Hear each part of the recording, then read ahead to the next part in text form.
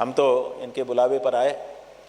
पहले भी ये कार्यक्रम सुनिश्चित हुआ था। 4-5 जो जिनका सम्मान होना था वो लोग विदेश से आए थे, तो जो पुरानी तारीख तय हुई थी उसमें कुछ लोग आ ही गए थे। अब उन्होंने जब दोबारा तारीख तय हुई तो इन्होंने संपर्क किया, तो उन लोगों ने कहा कि हम इतना बड़ा किराया भाड़ा लगा के आए, तुरंत हमारे लिए आ पाना संभव नहीं है, तो इसीलिए वो बेचारे नहीं आ पाए। लेकिन वो लोग जहाँ पर भी हैं, हम इस मंच से उनका भी सम्मान कर रहे हैं। हमारी ये रिकॉर्डिंग उन तक भेजी जाए, क्योंकि उन्होंने जो कार्य किया है उसके लिए केवल उनकी अनुपस्थिति मात्र से हम उनके सम्मान को रोक नहीं सकते, इसलिए हम उनका भी यहाँ पर सम्मान घोषित करते हैं। और संदीप देव को उत्तम सनातनी घोषित करते हैं। क्यों कर रहे हैं?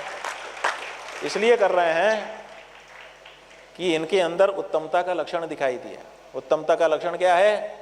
हमारे यहाँ बताया है, प्रारभ्यते न खलु विघ्न भयेन नीचैः प्रारभ्य विघ्न विहिता विरमन्ति मध्याः विघ्नैः पुनः पुनरपि प्रतिहन्यमानाः प्रारभ्य चोत्तम जना न परित्यजन्ति।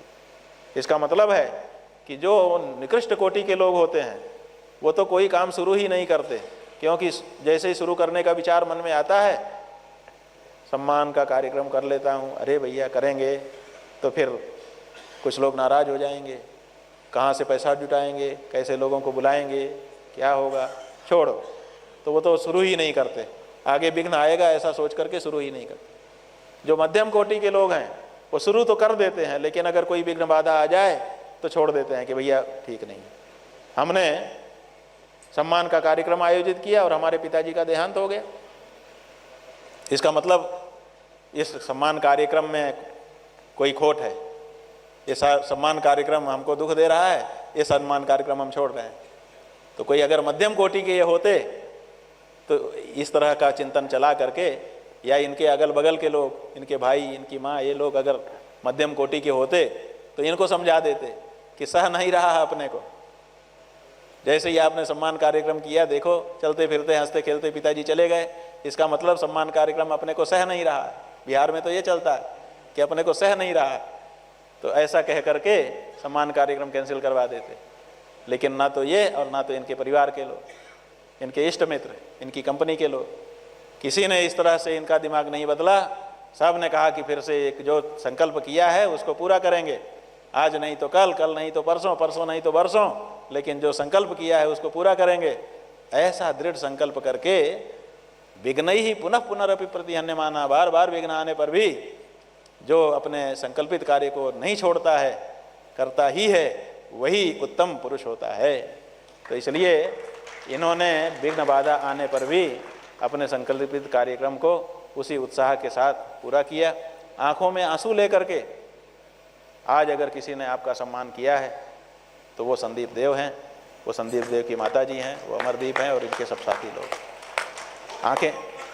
आंखें लाल हैं, क्योंकि जैसे जैसे एक नाम पढ़ते थे, जैसे जैसे उनकी प्रशंसा होती थी, टप से आंसू गिर जाते थे। हम तो देख रहे थे, अभी भी आंखें लाल हैं, कोई देखना चाहे तो देख ले। इतने कठिन समय में भी जो मैंने संकल्प किया है उसे मुझे पूरा करना है, ऐसा करके इन्होंने दिखा दिया कि उत्तम कोटि के ये सनातनी व्यक्तित्व हैं। और इसीलिए सबका सम्मान करने वाले का अंत में हम सम्मान कर रहे हैं। आइए। हाँ महाराज जी, यति नरसिम्हानंद जी, यही हमारे हाथ कान है, इनके माध्यम से हम कर रहे हैं। जय हो महाराज, संदीप देव जी की जय हो।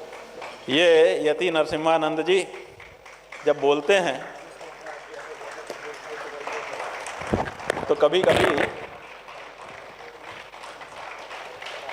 कभी इनके जो शब्द हैं वो थोड़ा कठोर होते हैं। कभी कभी लोगों को लगता है, हमसे भी लोग कह रहे थे कि आप इनको क्यों मंच पे आने दे रहे हैं, वो तो ऐसा बोलते। लेकिन सवाल शब्दों का नहीं है, सवाल इनकी पीड़ा का है। जैसा कि पीएन मिश्र जी ने कहा कि इनके शब्दों पे मत जाइए, इनके हृदय में जो पीड़ा बसी हुई है अपने पूरे समाज की अवनति देख करके, अधोगति देख करके, उस पीड़ा को समझिए। ऐसे ही जो लोग हैं जो हिंदू समाज की क्षति को देख करके पीड़ित हैं, चिंतित हैं, वही हमारे असली नेता हैं। इसलिए ये धर्माचार्य होंगे, लेकिन हम तो कहते हैं कि हम सनातनी समाज के असली नेता ये हैं।